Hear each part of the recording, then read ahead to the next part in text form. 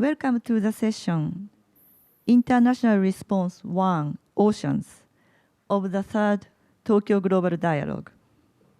My name is Tomiko Ichikawa, Director General of the Japan Institute of International Affairs and moderator of this session.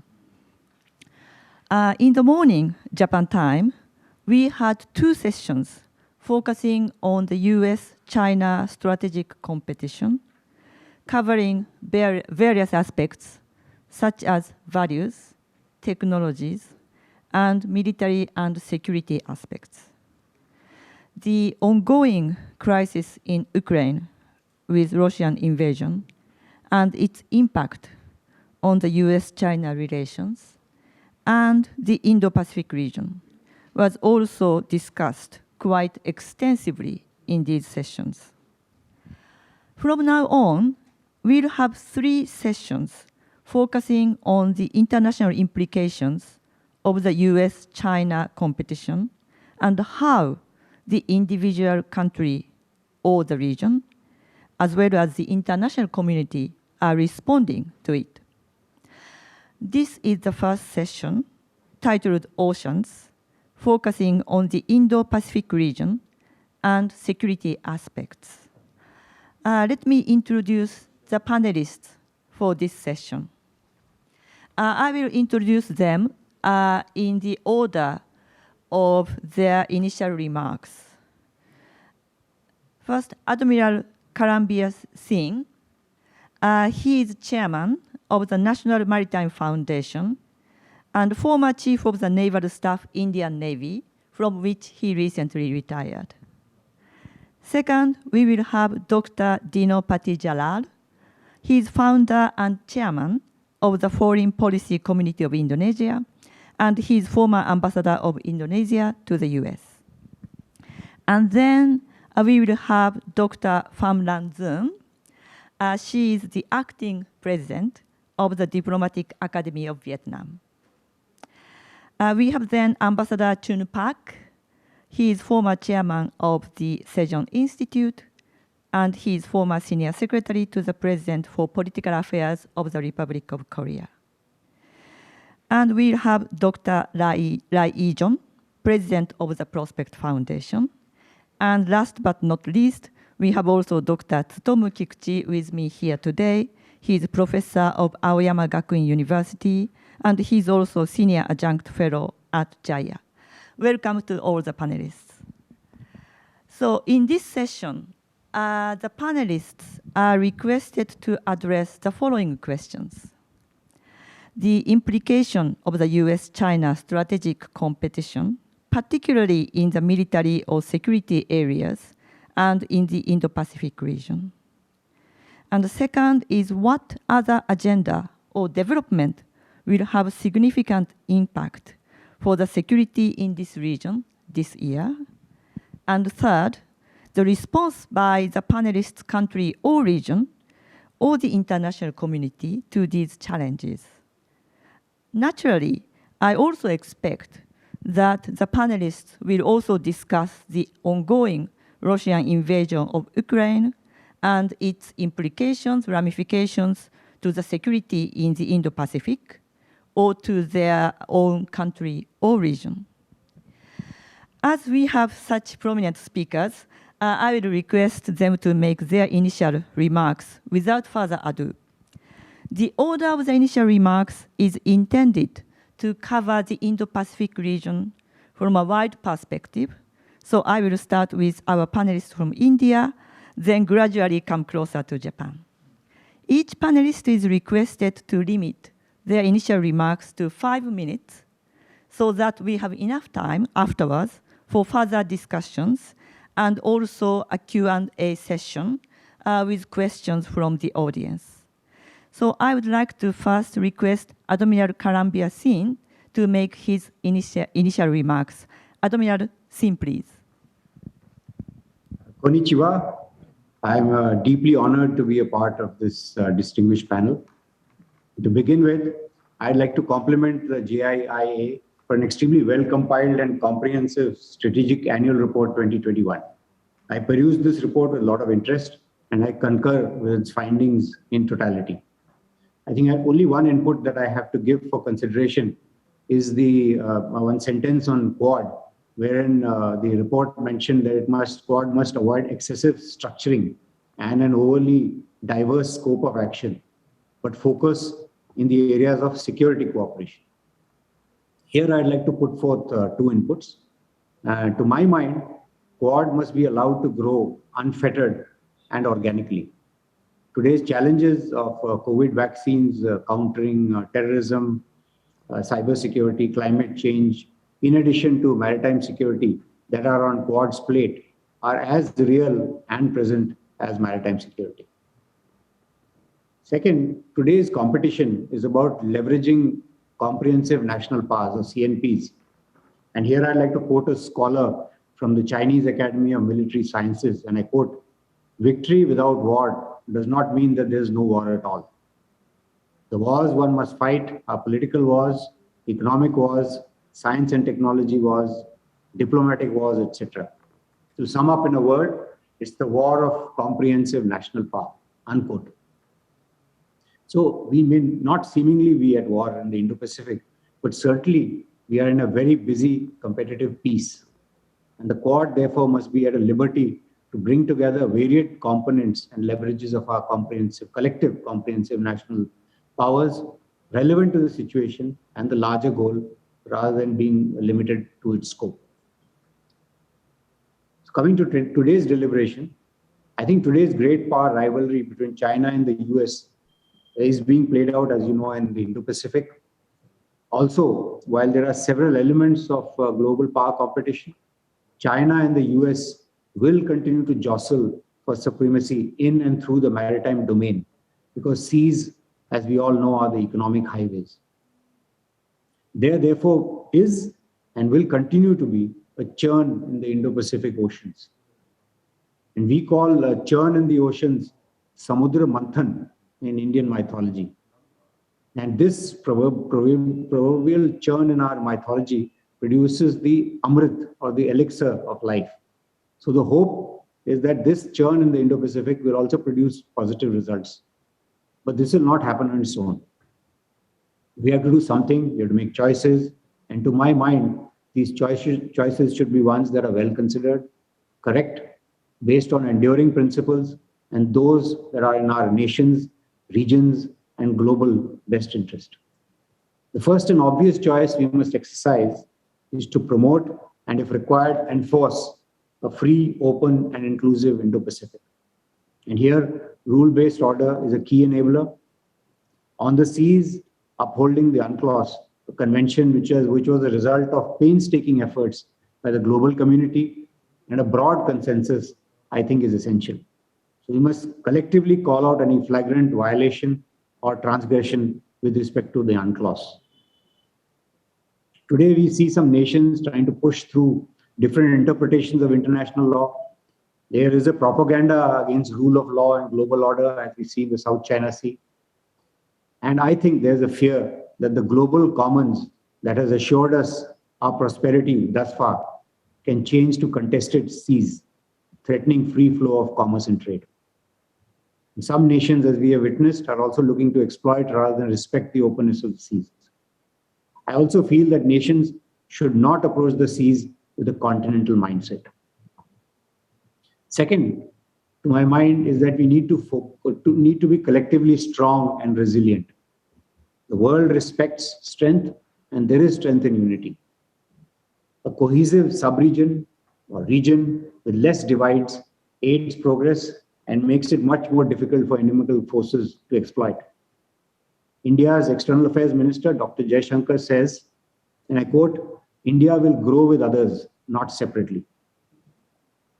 In India, we have a clear enunciation right from the top on the way forward. You all must have heard of SAGAR, which is security and growth for all in the region. Then the Indo-Pacific Oceans Initiative, which has got 7 interconnected pillars, which aims to put in action the visions of SAGAR, the 5 S's. All these are very clear enunciations for us in India to follow. And I also say that improving cohesion is painstaking. and requires great deal of maturity and communication to harness things like collective maritime competencies in our neighborhoods, making multilateral forums work, coordinate on capacity building and capability enhancement in our regions, and not only build infrastructure, but build bridges of trust.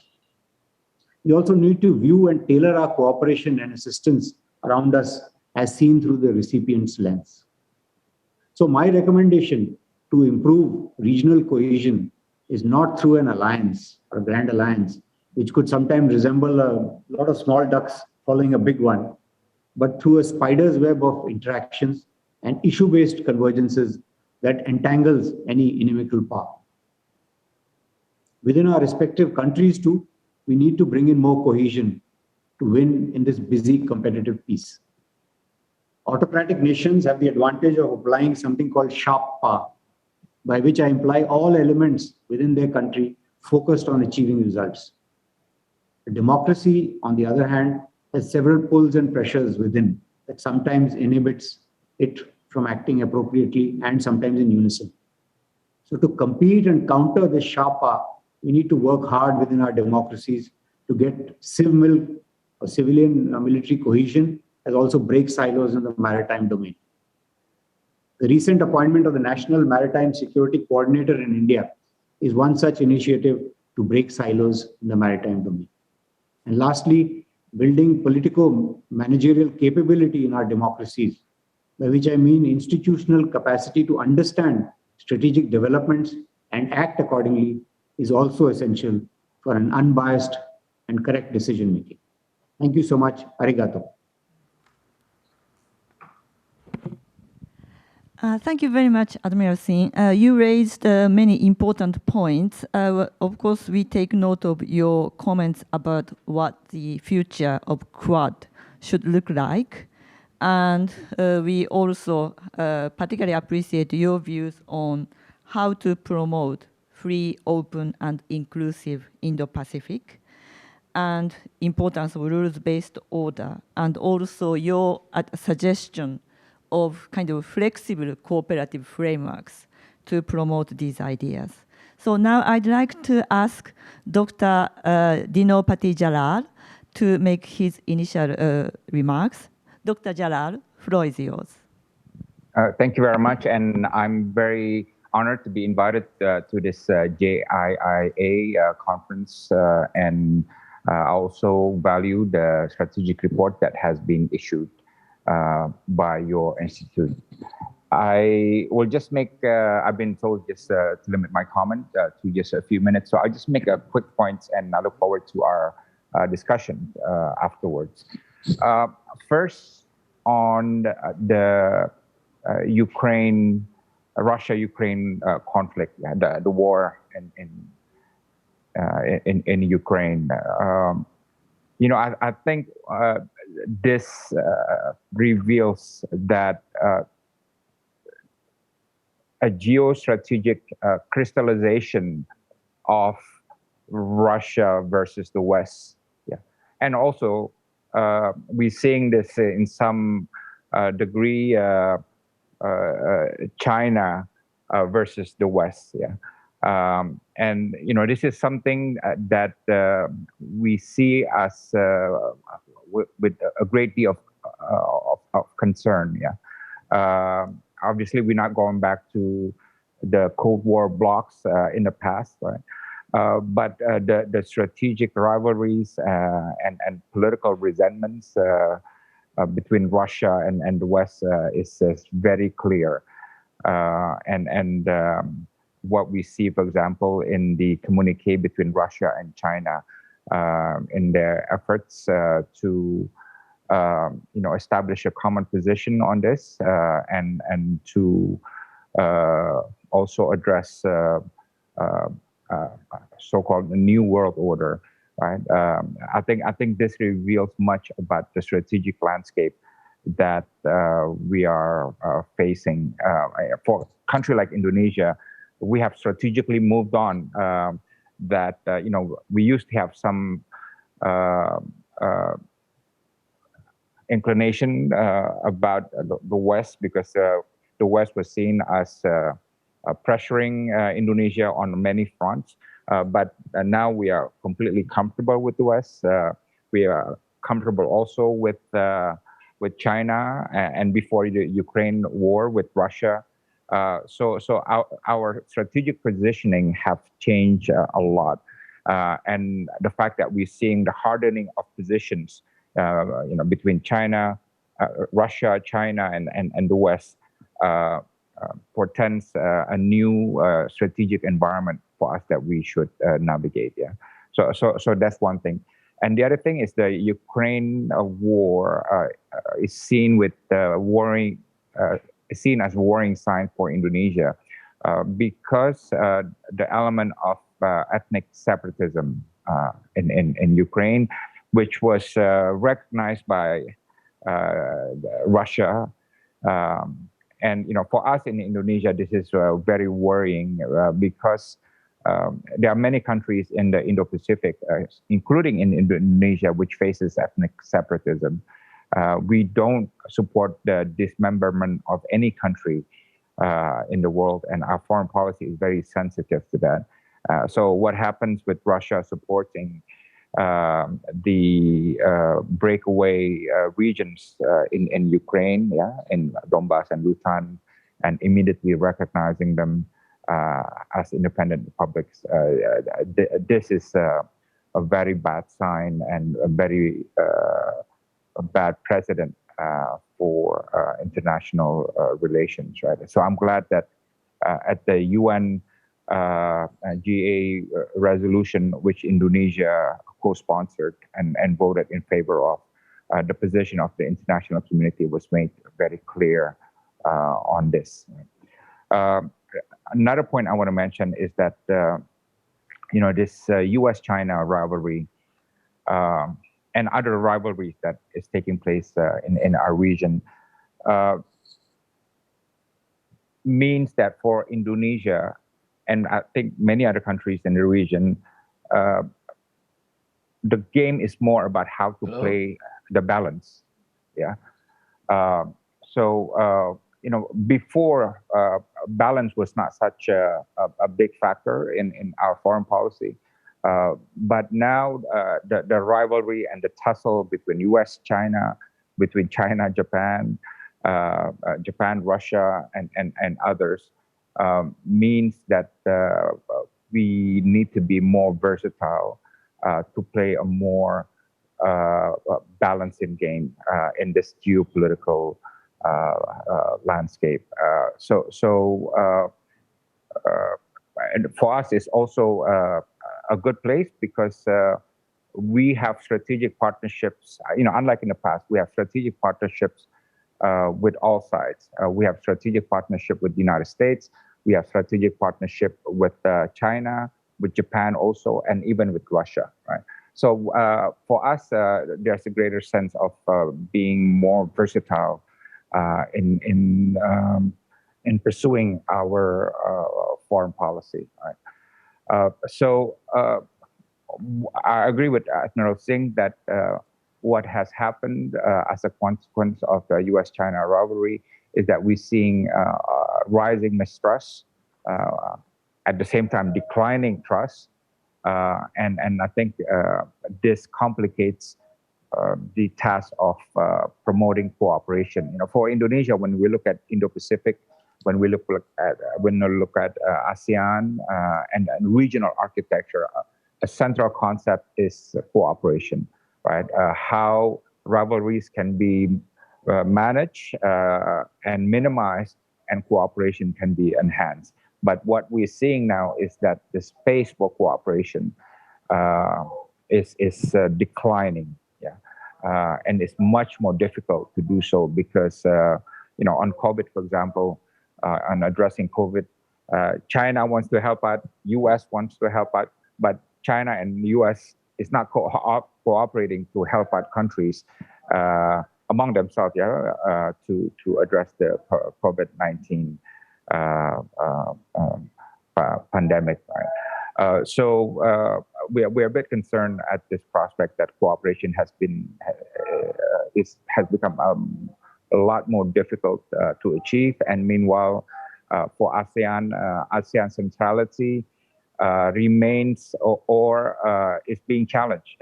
I think it's no secret that ASEAN is becoming nervous about its ability to keep its central role in managing the regional interactions. So I hope that ASEAN centrality can be maintained.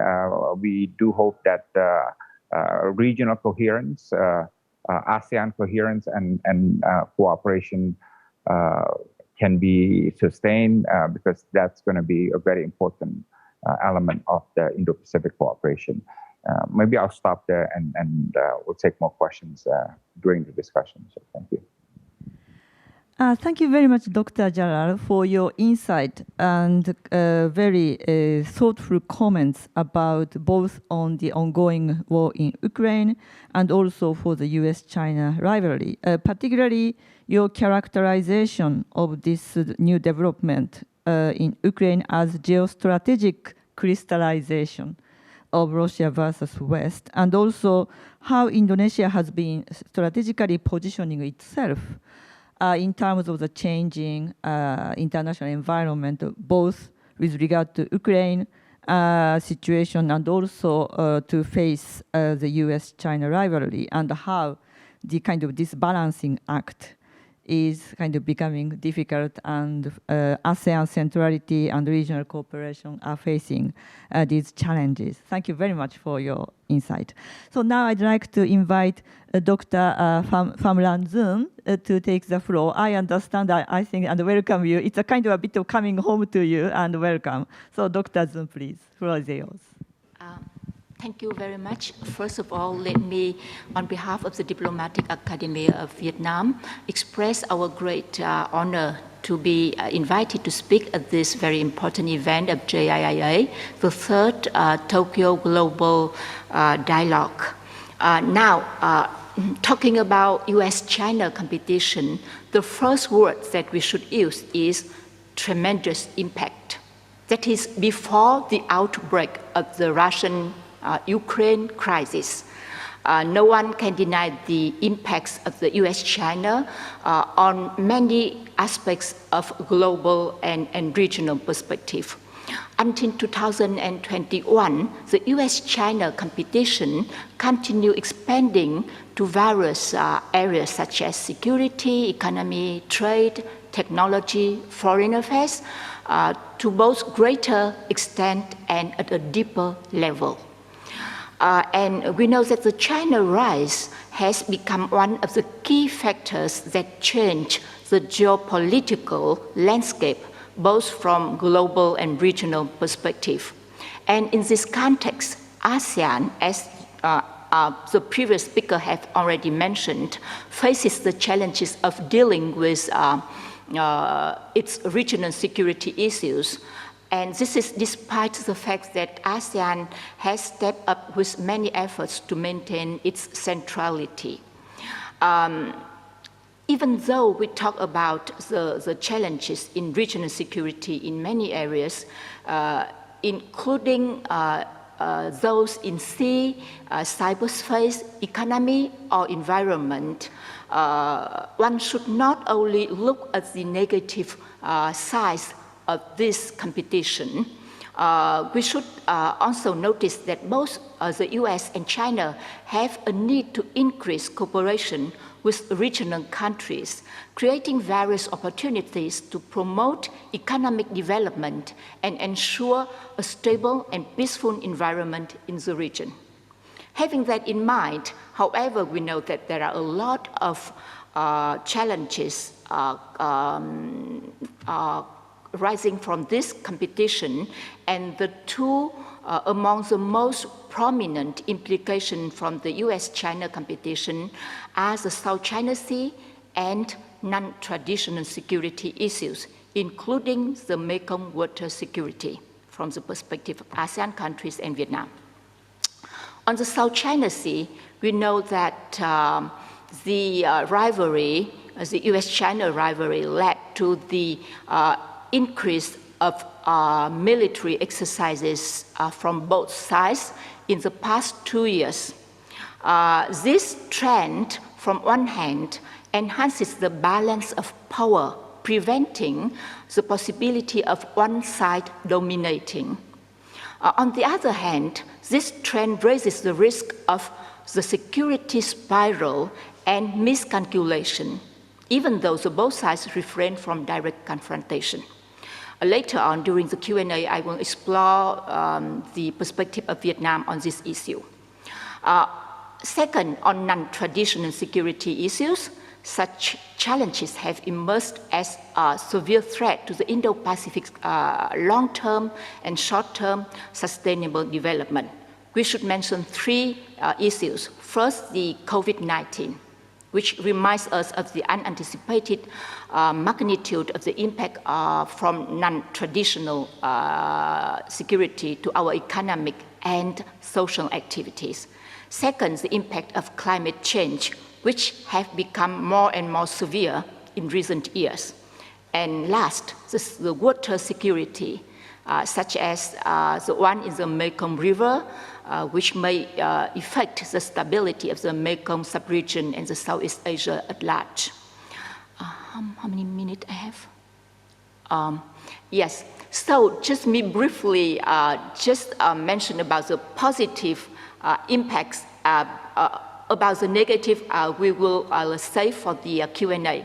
So there are positive impact of the cooperation between U.S. and China in the sub-Mekong region. First, the water security in the Mekong have gathered great attention and discussion with many ideas and solutions together with cooperation project. All of these are positive factors, and there are a lot of dialogues maintaining direct talk. Those are crucial requirements for effective cooperation to resolve the security challenge in this issue. Second, the capacity to adapt to climate change of the countries in the sub-region of Mekong has been improved through technical support and technological exchange and data sharing, both from the US, China, and other countries. And last, Japan has been an important partner of the Mekong sub-region in terms of economic and cultural connectivity, infrastructure development, and practical support to the sub-region effort in sustainable development. So basically, I should stop here. I just say a few words about the Russian-Ukraine crisis. We all know that the US-China competition has been, that has a great impact to our security, but no one could imagine these unprecedented impacts that could have on the regional and global security from the Russian-Ukraine crisis. And I think that the US-China competition may, at a short term, calm down a little bit due to the Russian-Ukraine crisis. But for the long term, I think that this war will have a greater impact and will complicate the geopolitical landscape in the world. Just to the extent that no one can imagine. And I think that we will spend the last of our dialogue to talk more about this. Thank you. Thank you very much, Dr. Zun. Your remarks about this, as you described, tremendous impact of the US-China rivalry, but we are really grateful that you mentioned not only the negative side of this impact, but you also explained the positive side of this impact in your region. And also I thank you for expanding our views about the security, because you talked about not only the kind of traditional security like the South China Sea issues, but you also expanded your reference to non-traditional security issues and how they are in these areas, there might be also kind of positive impact. And also, thank you for sharing your view on the ongoing conflict in Ukraine. We'll certainly come back to some of the points you made and some of the points that you couldn't make because of the time limitation. We'll certainly do that. Next, I'd like to invite Ambassador Chun Park. Ambassador Park, so the floor is yours. Well, thank you, Ichikawa Shocho, for your kind introduction. Let me first express my sincere gratitude to Sasae Rijicho and you for having me in this important forum. It is my great honor to meet, albeit virtually, all of you and have this opportunity to express my own view. Reading JAYA's Strategic Annual Report 2021, I was impressed by Japanese government's swift and wide-ranging reaction to intensifying US-China competition. In partnership with the US, Japan has strengthened its alliance with the US, reinforced Quad cooperation, and expanded security cooperation with Australia, United Kingdom, and major NATO members. As a traditional ally with the US and trilateral cooperation member with the US and Japan, Korea shares the same strategic interest with Japan, facing this intensifying US-China competition. Korea's reaction has been decoupled from that of Japan. Current Korean government has been hesitant to stand by its ally, the United States, and maintained so-called strategic ambiguity in consideration of China's muscle flexing and in the hope to resume dialogue with North Korea. Korea, like Japan and many other countries, is heavily dependent on China in economy. China is Korea's #1 trading partner and investment destination. China, as a traditional ally of North Korea, is also regarded as an important player influencing the North Korean denuclearization and the eventual reunification of the Korean Peninsula. Strategically and geopolitically sandwiched between ocean and continental power, Korea's choice has been never easy throughout the history. As the US-China rivalry intensifies and the Biden administration restored American leadership in the Indo-Pacific, Korean government half-heartedly joined the US effort in this regard.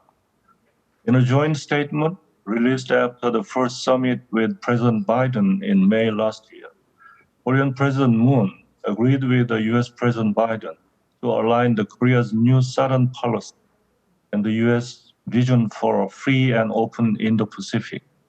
The two leaders expressed their concern over all activities that undermine, destabilize, or threaten the rules-based international order, and committed to maintaining an inclusive and open, free and open Indo-Pacific.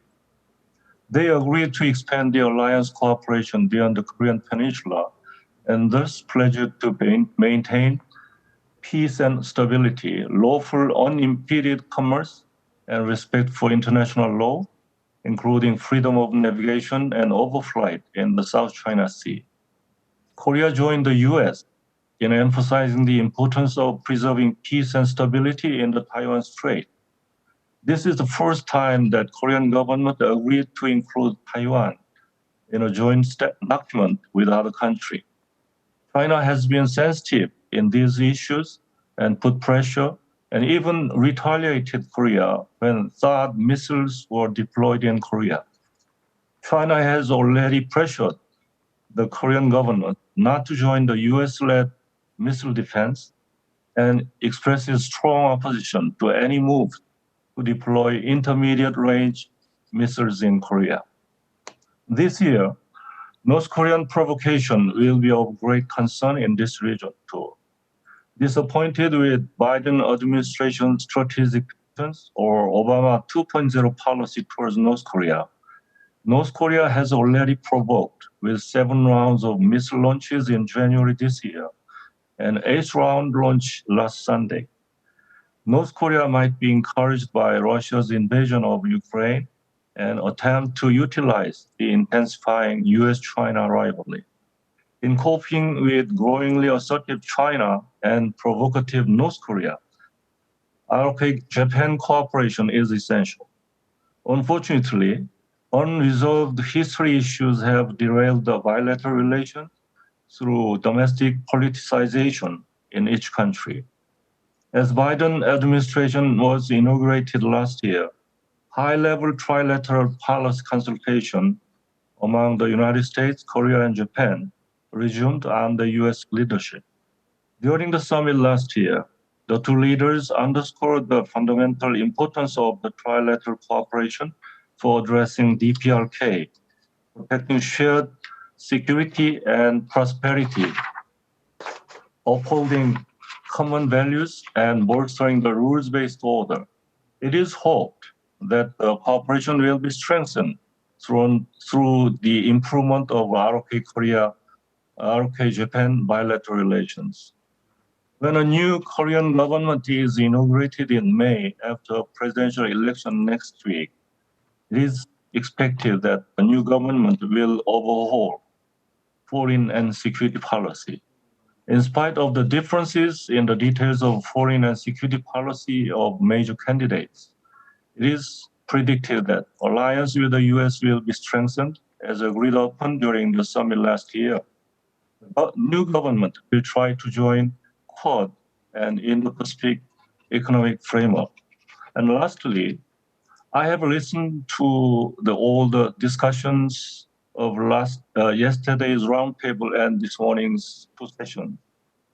It seems that focuses are on Russia's invasion of Ukraine, not on Indo-Pacific. The ramifications of Russian invasion of Ukraine is diverse depending on each country's security situation. For Korea, it is an outright invasion, outright breach of international law, and an aggression by the hegemonic power. Russia's invasion reminds many Koreans of their past history, invaded by neighbors surrounding the Korean peninsula. That's why many Koreans rush to send their support and assistance to Ukraine. I think I have to stop here. Thank you. Thank you very much, Ambassador Park, for sharing the view from the Republic of Korea about the ongoing US-China competition, and particularly your insight about how it could affect the security environment and the diplomatic activities regarding North Korea. And also, thank you very much for highlighting the importance of Japan ROK cooperation and the trilateral cooperation, including the US, in the face of such strategic environment, and also sharing with us your thoughts about the ongoing war in Ukraine. And particular thanks to you for listening to all the previous sessions. Thank you very much. So now I'd like to invite Dr. Lai Ijun to make his initial remarks. Dr. Lai, the floor is yours.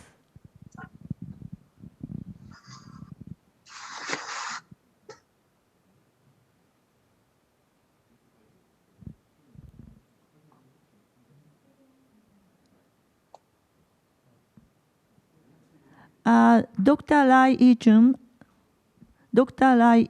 the floor is yours.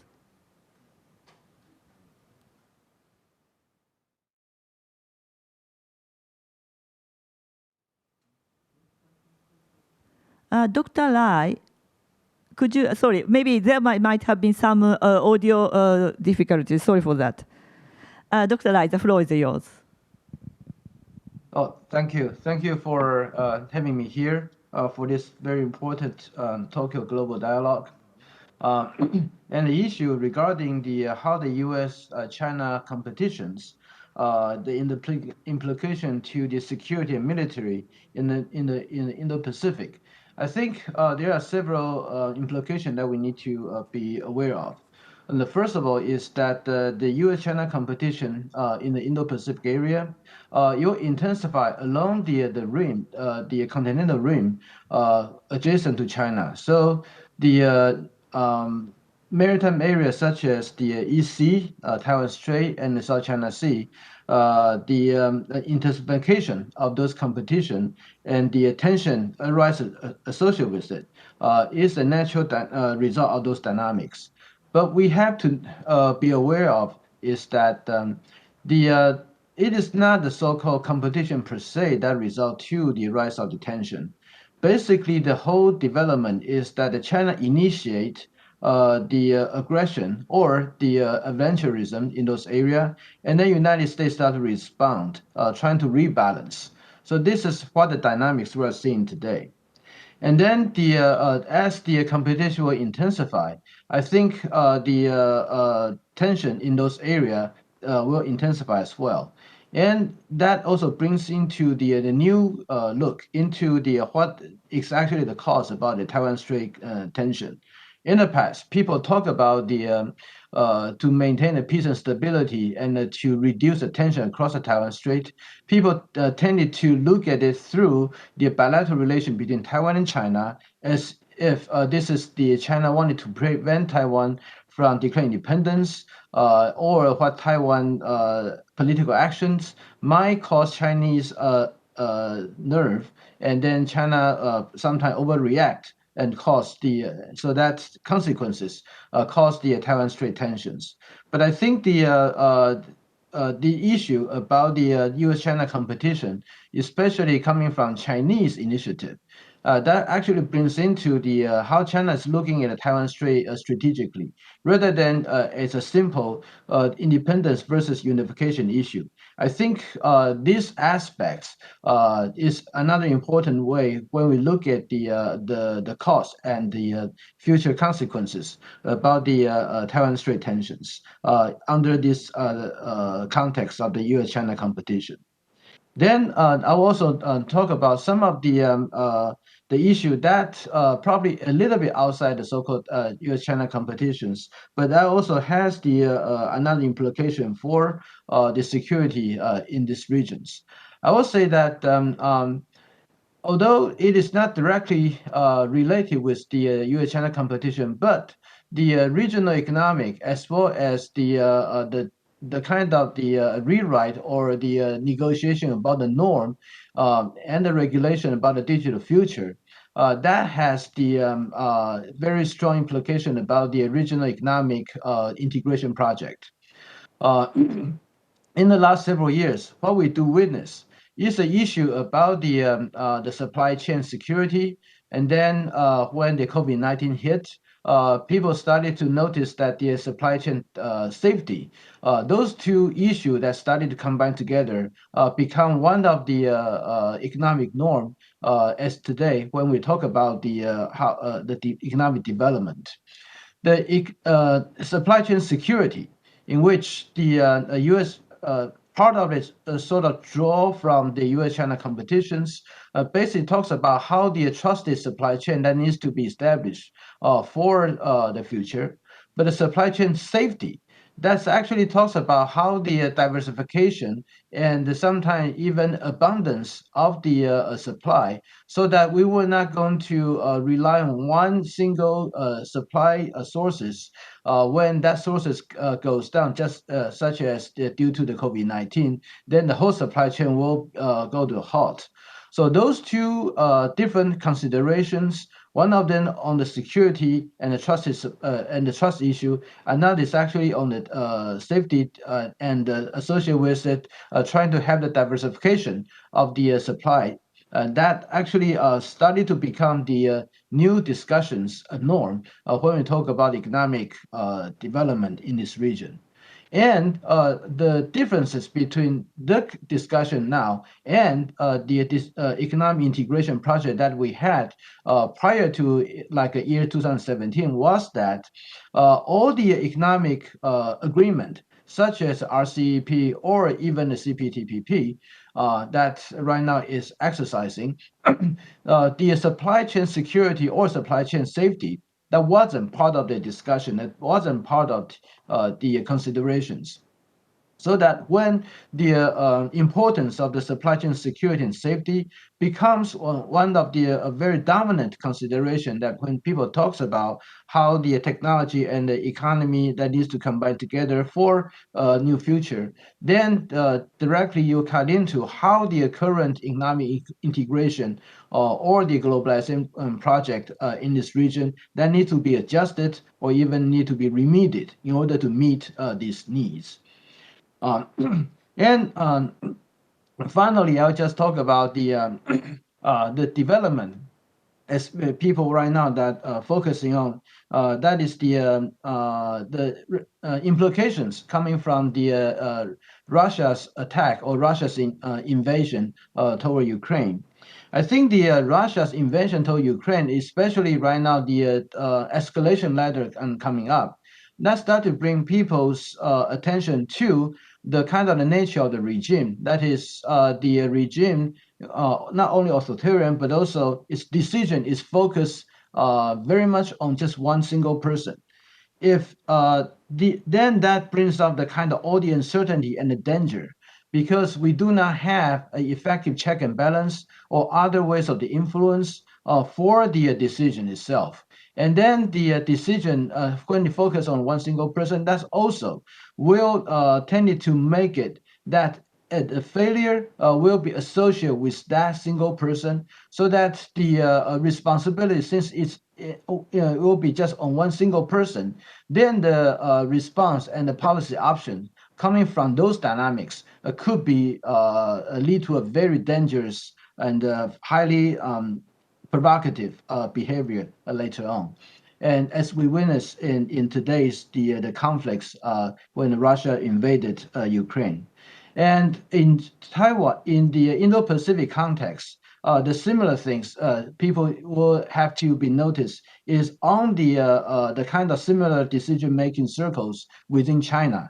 And when the Putin and Russia is up the ante, trying to escalate the tension in order for him to prevail when we meet the stiff resistance from Ukraine, and knowing that the war is actually very costly and even probably will draw the Russia all down the drain, then the implication and the how we're going to project and foresee Chinese reactions toward any other conflicts, including Taiwan, how China will respond to those should the conflict did not go in China, the Xi Jinping's way.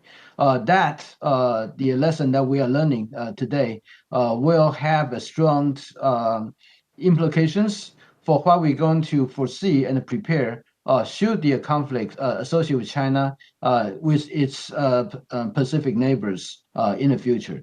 So I just end up my conversation here, and thank you very much.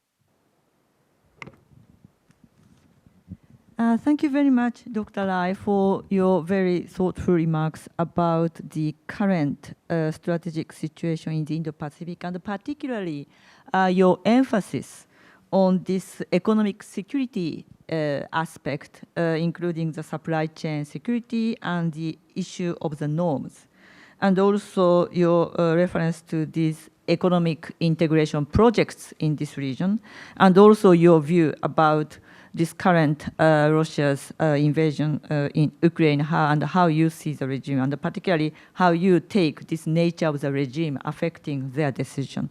We'll certainly a lot to discuss here. So last but not least, I'd like to turn to Dr. Kikuchi to make his initial remarks. Dr. Kikuchi, please. Hi. Thank you very much, Director General Ichikawa-san. On the first question, the security and the military implication of the US-China competitions, the most acute competition between two countries is taking place in the Indo-Pacific. And the basic problem is that China is attempting to change the rule-based order and territorial status quo. And actually, China is attempting to coerce the neighbors by force and also change the territorial status quo. That is clearly shown in the disputes in the South China Sea, East China Sea, and also China-Indian borders. And our pressing task is to create the regional architecture or shape regional environment in which China will respect for global rules and norms, and constructive or play constructive roles. And question 2: what is the other development in this part of the world? I would emphasize the Indo-Pacific. Of course, U.S.-China relation is very critical in shaping the future of these regions. But Indo-Pacific is more than U.S. and China. We have many other countries and institutions. So Indo-Pacific is not just battleground by U.S.-China, but also playing field for other countries, including Japan, to play a constructive role for regional peace and prosperity. And actually, we have a new stakeholder who are quite committed to maintaining the rule-based orders. Actually, India is now emerging as the leading Indo-Pacific powers. And also, we have a very strong small and medium-sized countries in Southeast Asia and also South Asia. They are fully embracing the rule-based orders.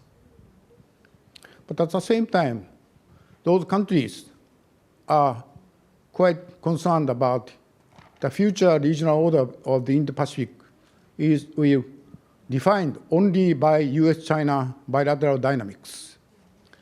So those countries they are taking a variety of measures to keep their own independence, autonomies, and looking for their own constructive roles in these regions. So those countries have agencies to play a constructive role for the future peace and prosperity of these regions. So in my understanding, of course, US-China relation is crucial, but also we should pay more attention to the role to be played by other Indo-Pacific countries for regional order making in the coming years and decades. Third, how Japan has been responding to those changes or turbulences taking place in Indo-Pacific.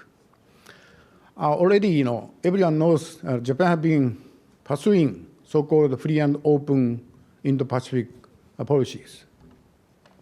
So in my understanding, this has three pillars. One is strengthening the alliance of the United States. So U.S. continued engagement in the Indo-Pacific is crucial for peace and stability of these regions. So Japan has been doing a lot to keep U.S. engaged in this part of the world by strengthening our bilateral alliance relation with the United States. And second, Japan has been moving southward. So Japan, for the last several years, have been moving southward more and more.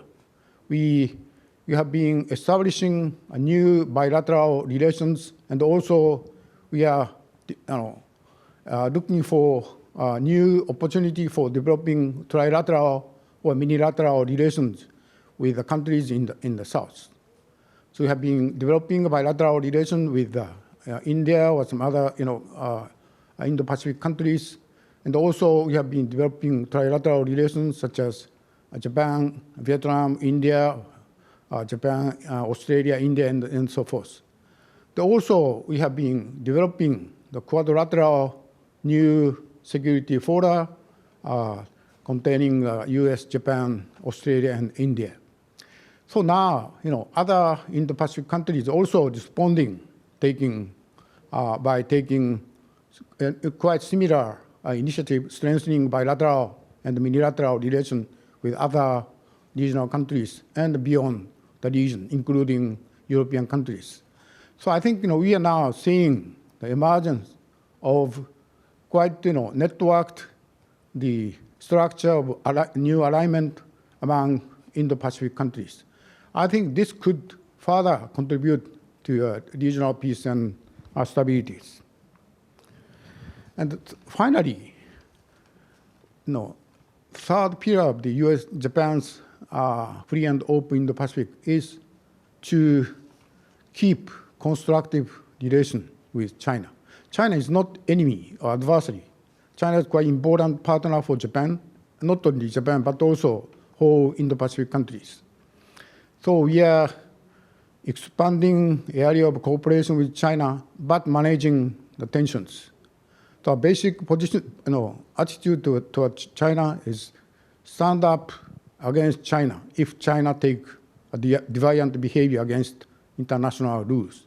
But at the same time, simultaneously, we get along with China and look for new area of cooperations. Thank you very much. I will stop here. Yeah, thank you.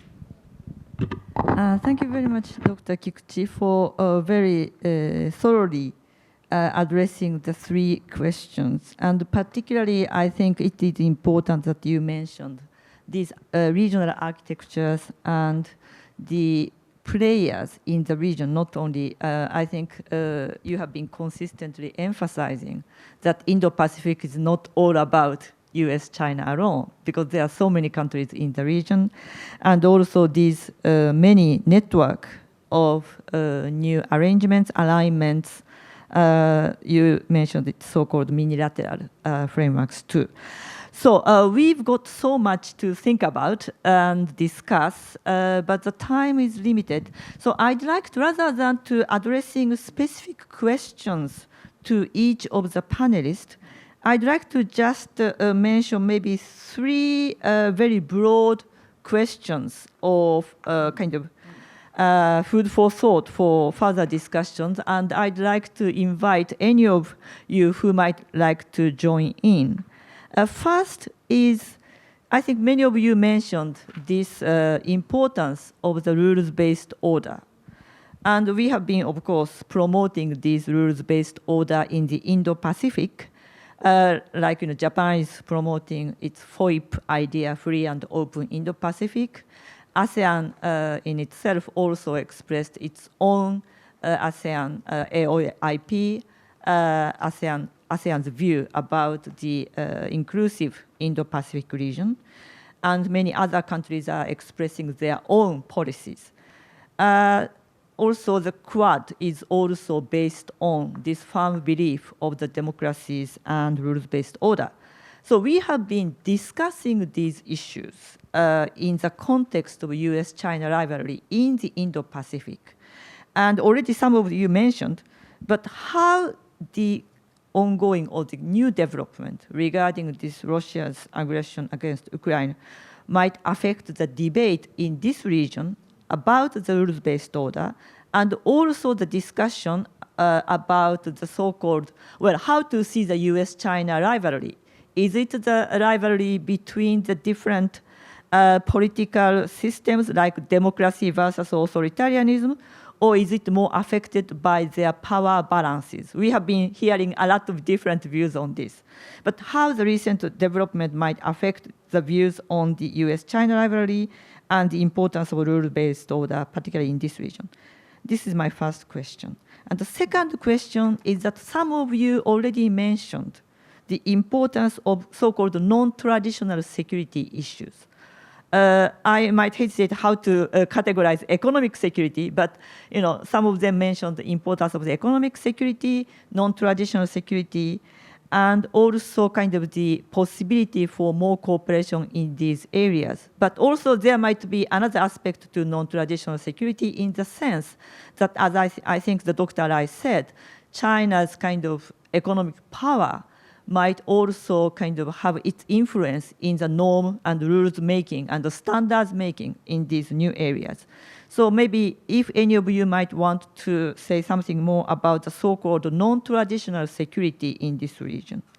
And my third point is, many of you have already mentioned many regional frameworks, arrangements, and networks in this region. Of course, there are more structured, permanent organizations like ASEAN. There are more kind of ad hoc, or rather more kind of flexible ones like the Quad, and also economic framework like CPTPP and RCEP. So there are multi-layered also network of all these frameworks and arrangements in this region.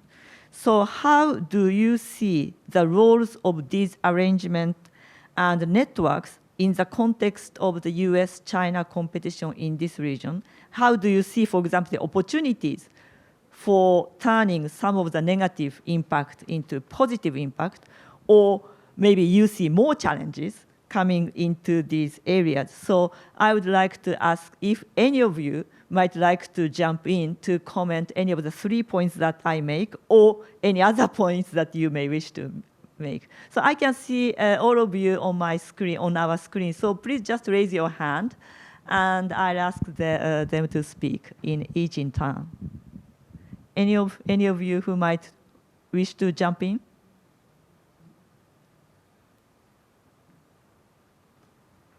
Yes, Dr. Jalal, please go ahead. Just a quick provocative point from my part. U.S.-China rivalry and the emphasis on values. And to be honest, I think for Indonesia, on 2 counts, we're not comfortable with it. On the question of values. Why? Because we have seen so many times that there are just too much double standards and inconsistencies. So one side talks about this kind of values, but only applicable towards a certain party. And when it's concerning another party, then they turn the cheek away. Or that particular power would only apply those values at convenience, right? So in Indonesian foreign policy discussions, there's a lot of complaints about that. So that's one. And secondly, in terms of ideology, it would be hard for an ASEAN country to base our foreign policy alignments or preference or whatever you call it based on these values, because in ASEAN is political. ASEAN is an organization not based on political uniformity but political diversity. We have countries with Indonesia, multi-party democracy, and you have monarchies, you have socialist countries like socialist systems like Vietnam, and all kinds of systems. So a rigid definition of values would be problematic. But there are values that we aspire, that we would like to be part of a rules-based world order. For example, the value of equality, right? We think that is not stressed enough, right? The fact that Indonesia is a lot bigger than Singapore, but we deal with Singapore totally as equal partners, right? So the principle of equality is important. Sovereignty, obviously, that is a very uncompromisable value in international relations.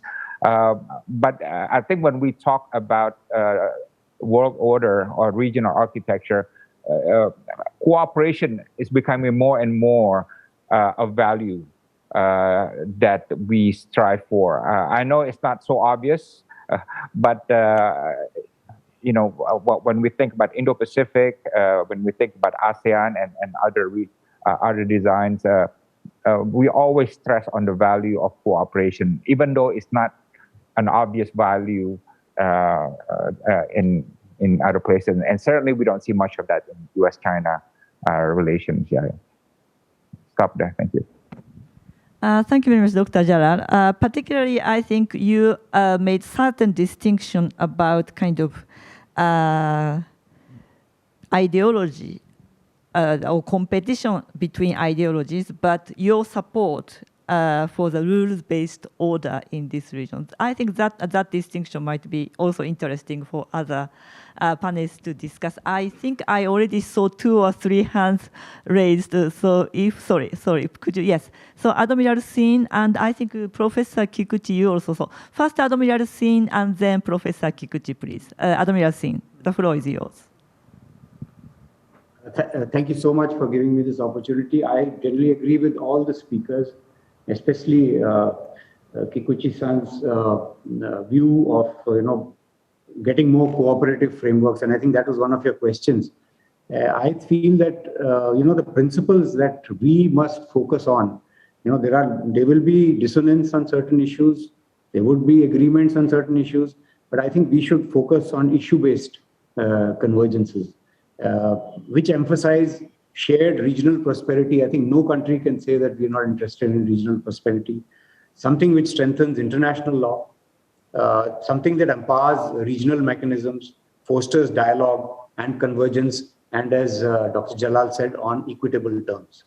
So these are areas where shared vision statements that bring out bilateral outlook to the region, the encouraging 2+2 formats that we have got into with various countries, which looks both at security and foreign policy, trade, economics, and puts them on the same table. These are important. And some other views I have, one is that we must have an open information sharing architecture.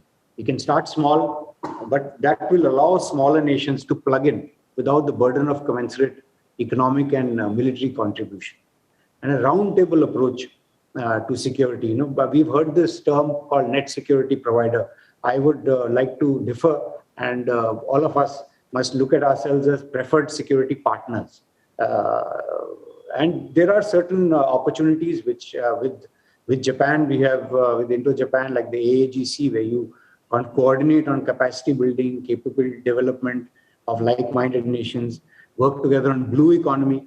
But like India and France are working together on the roadmap on blue economy. I think this is where we must head, knit our region very well, and convergences will lead to commonalities, will lead to build of trust, and this is the way to go, so that we insulate ourselves a little from this particular competition, which might become self-defeating if we have to start choosing sides completely. Thank you. Thank you very much, Admiral Sin, and particularly for your kind of view about some kind of common cause or the common welfare of the region that you might think important and interesting. And also, you also mentioned, I think, one of the important aspects of the cooperation among Quad countries, because you mentioned several bilateral arrangements like Japan, India, and also India is having bilateral relations with other countries. I think one of the characteristics of the Quad is it's not only the cooperation always among 4 countries, but some of the cooperation is promoted by bilateral or trilateral, and sometimes, of course, by the Quad. That is also important. I'm not quite sure if we can insulate ourselves from what's going on between US, China, or what's happening in the other part of the world. Probably not, but I take your point. So Professor Kikuchi, next, please. Yeah. As for the non-traditional securities, actually, after the end of the Cold War, Asia-Pacific, Indo-Pacific have been engaged a variety of programs to promote the non-traditional security issues. But at the same time, we need, quite traditional security, considerations. So usually, stable regional orders need 2 basic elements. One is legitimacy. So all stakeholders have to accept the regional orders as legitimate. Second one is balance of powers. Mostly, military, balance of powers. So without those two elements, the regional orders, not stable enough to, that's real situations. So I think, one of the lessons of ongoing, Ukraine crisis is so many countries now recognize the importance of keeping, the hard powers. That is clearly reflected the radical changes of German, defense policies. So not the European country, but also Asian countries now coming to understand how hard powers are important for our own securities. That does not necessarily mean, we are going to war or, some fightings, but we need some basic balance of powers. So in my presentation, I emphasized how important we keep U.S. engaged in the Indo-Pacific. So without U.S. engagement in the foreseeable futures, this region cannot, keep the balance of power, stable balance of powers, a precondition for stable regional orders. Thank you. Thank you very much, Professor Kikuchi, for reminding us of really this harsh reality of the hard power that we came to recognize with the current situation in Ukraine and the importance of the U.S. engagement for the stability of this region. I think that's a very important point. I see Dr. Zun and Dr. Lai are also raising their hands. So Dr. Zun first, and then Dr. Lai, please. And of course, afterwards, if Ambassador Park, if you'd like to say a few words. So Dr. Zun, please. Yes, thank you very much. I would like to express some points on the non-traditional security issues. As I mentioned in my previous speech about the Mekong sub-region, we see there are a lot of challenges for the countries in terms of non-traditional and especially Mekong sub-region. It's very challenging for us to strengthen the trust among the countries around the river, and we think that it's very important to establish an effective mechanism for managing human resources as well as water resources in Mekong sub-region in accordance with international law and norms. And the second point is that also on the Mekong sub-region, together with the task to resolving some urgent issues such as the lack of water, droughts and floods in the short term, we should also think about the long-term solution to better tackle the problem of water security challenges in general.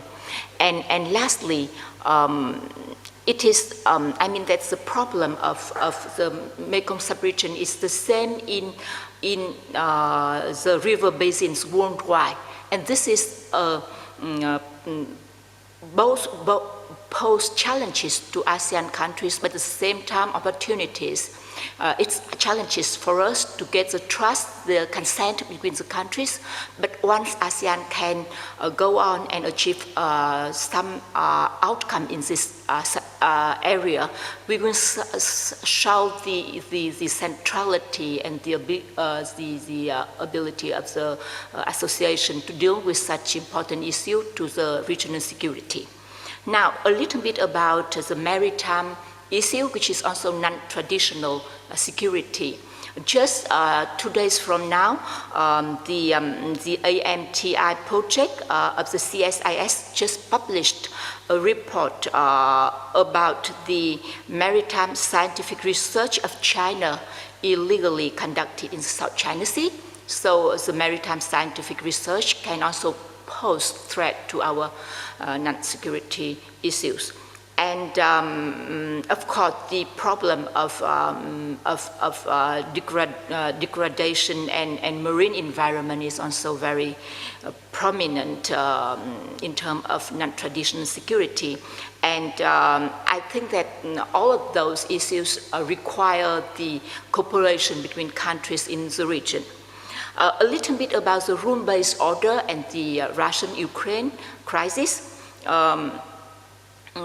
We think that as the war broke between the two countries, there is a very urgent need to strengthen the rule-based order. And if the countries in the region come up with some ideas to cooperate, to strengthen the rule-based order in some sort of form of cooperation that would be taken, should be taken, welcomed by other countries in the world. And about the regional framework, I think that Vietnam as well as ASEAN countries welcome on the idea of cooperation, of grouping in the region in terms of helping the region balancing up with the power in the region, at the same time not competing with ASEAN, cooperating and enhancing the ASEAN centrality. That would be our point of view. Thank you.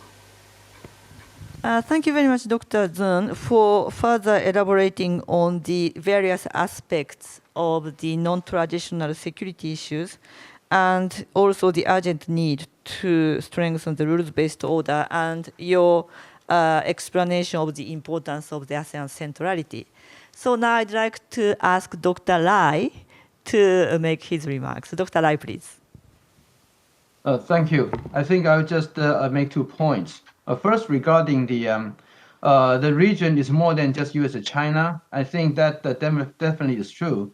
But when we talk about the U.S.-China competition and the so-called rule-based order differences between them, basically dynamics is like the U.S. has proposed its own version of the liberal international order as a rule, and then China does not like it, and then China opposes it. And then other countries, such as ASEAN and others, started to react to both. So the issue, it seems to me, it demonstrated, rather than as not just ASEAN, but the Indo-Pacific country, they have their own version of the order, but they do not have, they just reacted to the U.S. proposal and the Chinese reaction, and reacting to both U.S. and China. So I think the complaint or the problem that the people were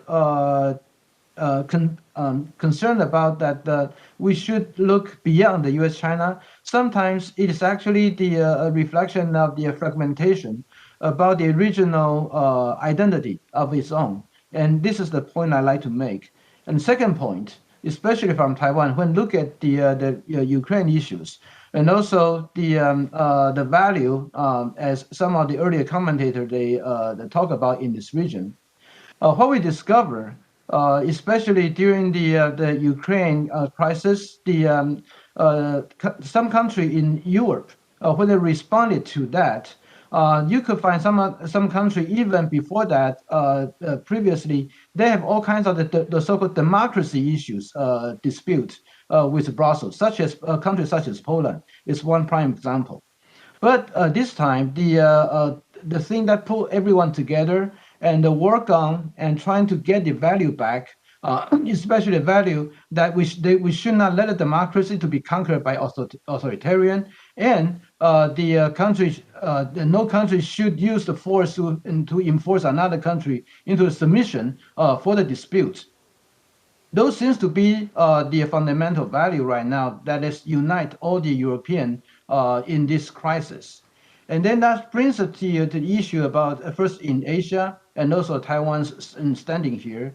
Then some people here would like to wonder that should China attack Taiwan in a similar fashion, just like Russia attacked the Ukraine, would the country in this region, including ASEAN, we'll take this is Taiwan is a part of the Asia, and so that we need to rally and trying to tell the China not to resort to use of force, or basically we'll just leave it to, first of all, this is a bilateral issue between Taiwan and China, and or at most that the U.S. will help to manage that.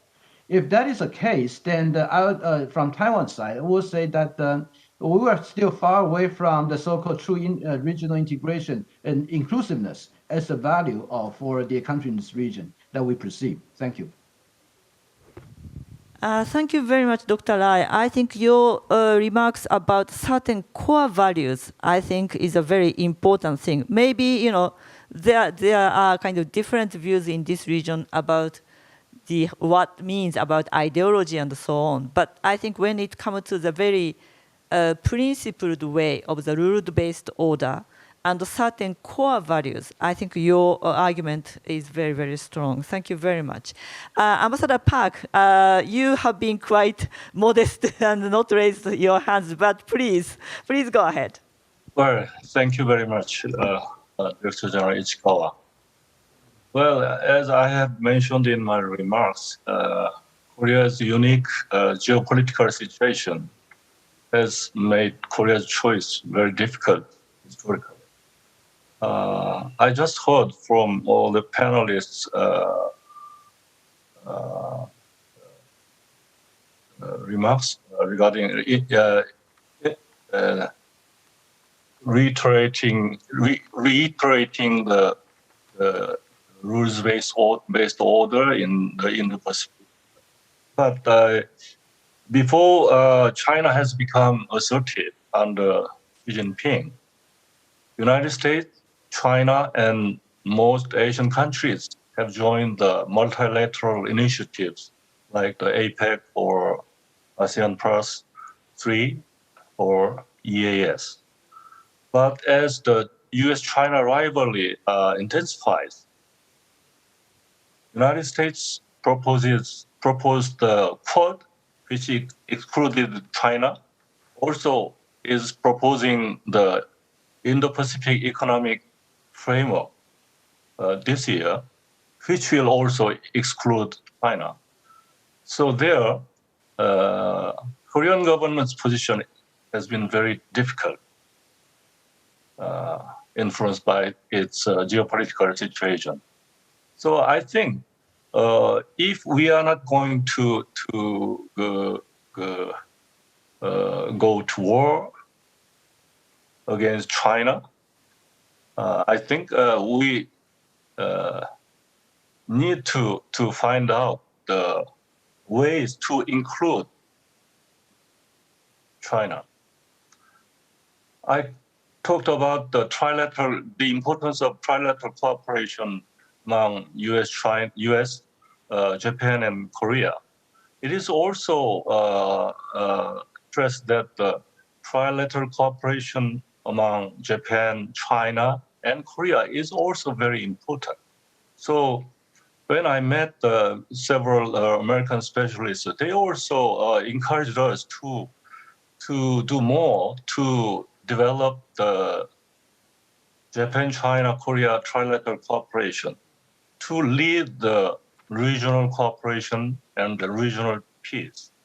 So in that regard, I think the Japan and Korea has to do more to bring China in our big pictures and bring China into our common endeavors. Thank you. Thank you very much, Ambassador Park, for reminding us of the existing framework that include both the US and China, like APEC, ASEAN, EAS, and also Japan, China, Korea cooperation in the context of the ASEAN Plus 3 or trilateral cooperation. Actually, your remarks reminds us that really this Indo-Pacific region had so many kind of flexible ways to cooperate with each other. And also this multi-layered arrangement, framework, and unilateral and all the also some of them structured like ASEAN. But these network of all the frameworks, I think, will give us many possibilities for cooperation. And also, we are also having this new economic frameworks like RCEP and CPTPP. Actually, we are almost running out of time, and I try to pick up some of the kind of main thrusts of the questions from the audience. But there are a bit of specific questions about the positions of India and Vietnam regarding Ukraine, particularly because of their positions expressed in the context of the UN General Assembly resolutions. Actually, we also got some questions regarding regarding India, the position on Ukraine in the last night session. So if either Admiral Singh or Dr. Zun might feel comfortable in answering you're not representative of your government, but if you could enlighten us a bit about the thinking behind your government in maybe 2 minutes each for you. Sorry for that. Dr. Zun, could you do that? And then Admiral Singh, please. Yes, thank you very much for the question. As you all know, Vietnam has made a declaration, an announcement on the case in the General Assembly yesterday Vietnam time, and then today, which is yesterday by New York time, yesterday for Vietnam, but today for New York time, we casted an abstention vote on the draft resolution submitted to the General Assembly. And now, if you read carefully the wording in our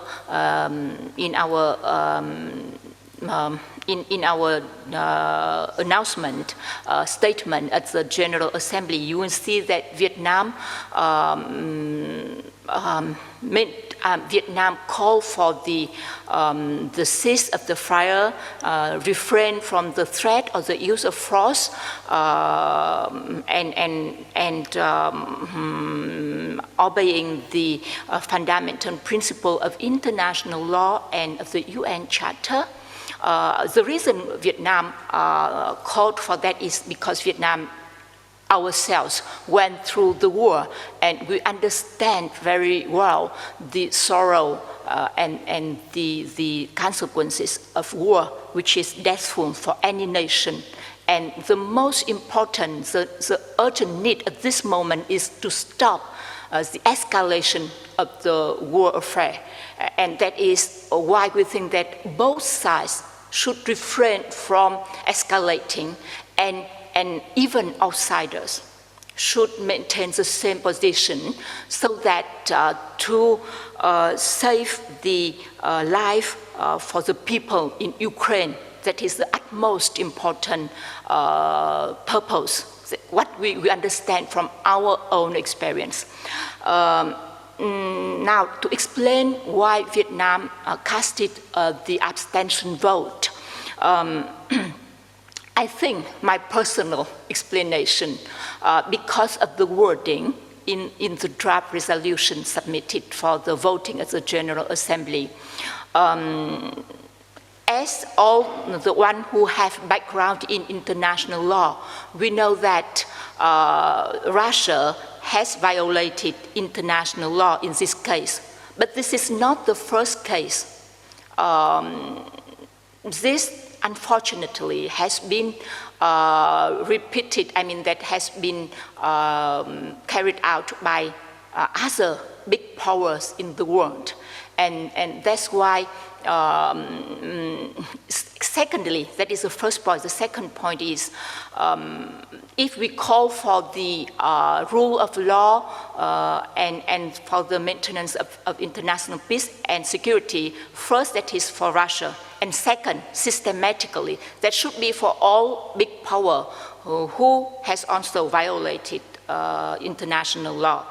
And the second point is aggression as a term is quite difficult to come up with a definition in international law. So the violation of the principle of the threat and the use of force, or violation of the principle of respect for sovereignty, political independence, and territorial integrity is the legal way of expressing the issue. And it is probably because of the wording, technical issue, Vietnam casted also the abstention vote. Thank you. Thank you very much, Dr. Zhu, for your elaboration about the reasons behind the Vietnam vote. Admiral Sin, if you could say a few words. Yeah, I'm not a spokesman for my government, but when I look at this conflict, the unfortunate developments in Ukraine, I'm completely in agreement that they are very worrisome. And as they're snowballing further, there is this great risk of polarizing the world. The risk also keeps increasing. We are watching this with a great deal of concern. And we also know here that the distance from this conflict is not an isolation, because there's a negative impact on the already ravaged, COVID-ravaged global economy. There's going to be a humanitarian crisis that has already started. And I think the way the conflict pans out may be an inflection point, a precursor on how more powerful nations would act in future. So we'll need to watch these developments very closely. India abstaining, perhaps the only opportunity I see here by India abstaining is that since it has good relations with Ukraine, Russia, and the US, could be very effective in the role of a mediator and bringing this very unfortunate development to a conclusion. Thank you. Thank you very much, and I apologize to Dr. Zun and Admiral Sin for kind of putting you on the spot. And as you both said, and of course you are not representative of the government to explain the government's position, but your insights have been most helpful. And I think although we got questions about the abstention of certain countries, I think what impressed us most is the overwhelming majority of the support to this resolution. And also the country, the resolve of many countries in the so-called West, which have been deciding and implementing many policies and measures so quickly, which were many say unimaginable even a few weeks ago. Actually, we have already run out of the time, but thank you very much for your thoughts. And with these very active and lively discussions, I personally really enjoyed our conversation. And many of you and all of you gave us many kind of things that we can take back and think about. So we'd like to continue this kind of conversation in the future, if possible, in a face-to-face format. Thank you again, and have a good day or good evening, and see you soon. Thank you. And thank you very much for our audience, too. Thank you.